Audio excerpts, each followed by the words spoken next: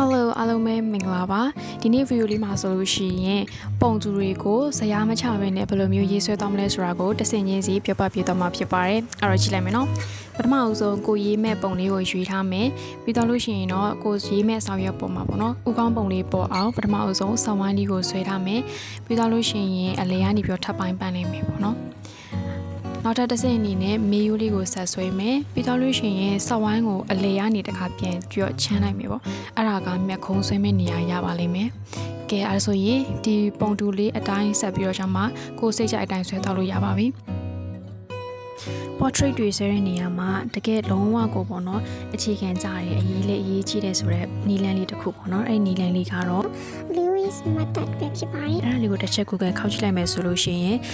အဲ့ဒီနီလန်းလေးအကြောင်းပေါ့နော်ပို့ပြီးတော့မှတီတီချာချာတည်တော်မှာဖြစ်ပါတယ်ဒါဆိုလို့ရှိရင်အဲ့ဒီကိုရှာကြည့်ဖို့အကြံပြုချင်ပါတယ်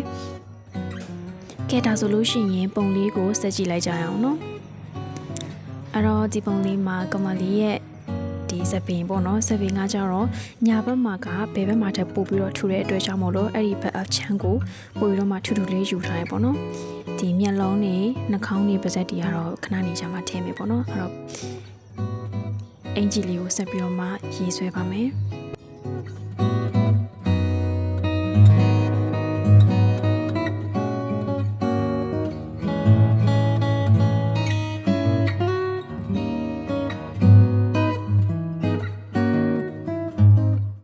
မျက်ခုံးကိုကြာလို့ရှိရင်သူ့ရဲ့ခုနကစောက်ဝိုင်းကိုအလဲရပိုင်းထားတဲ့နေရာမှာမျက်ခုံးကိုတွားပြီးတော့မှထည့်လိုက်တယ်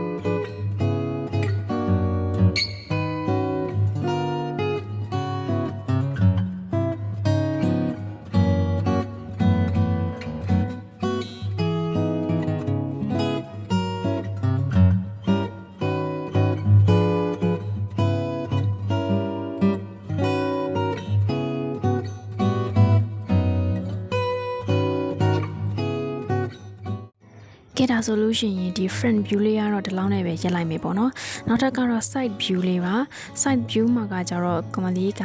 ညာဘက်ကိုလှည့်နေပေါ့နော်အဲ့ဒီအလဲပုံလေးကိုဘယ်လိုမျိုးဆက်ပြီးတော့မှရေးသွားမလဲဆိုတာကိုကြည့်လိုက်ကြရအောင်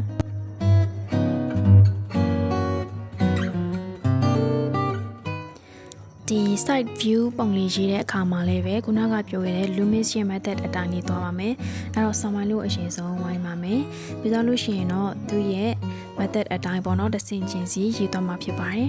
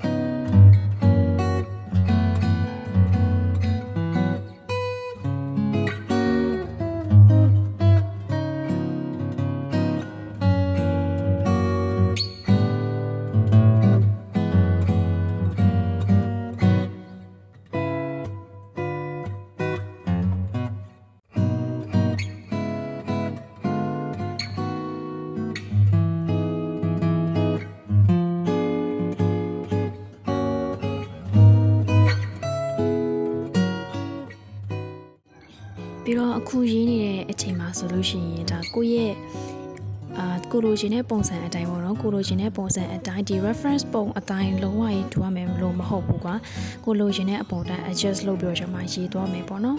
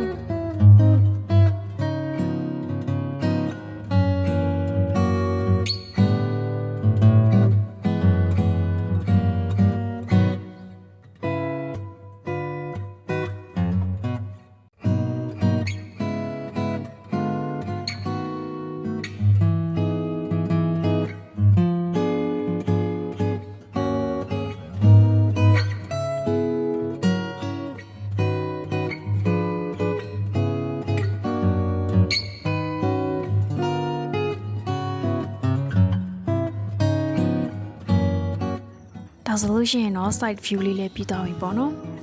ကဲခလုတ်မျိုးဗီဒီယိုလေးကိုဆုံးထိအောင်ကြည့်ပေးတဲ့အတွက်ကျေးဇူးတင်ပါတယ်ရှင်နောက်တဲ့ဗီဒီယိုတွေဆက်ကြည့်ဖို့အတွက် subscribe လုပ်ထားပေးပါအောင်နော်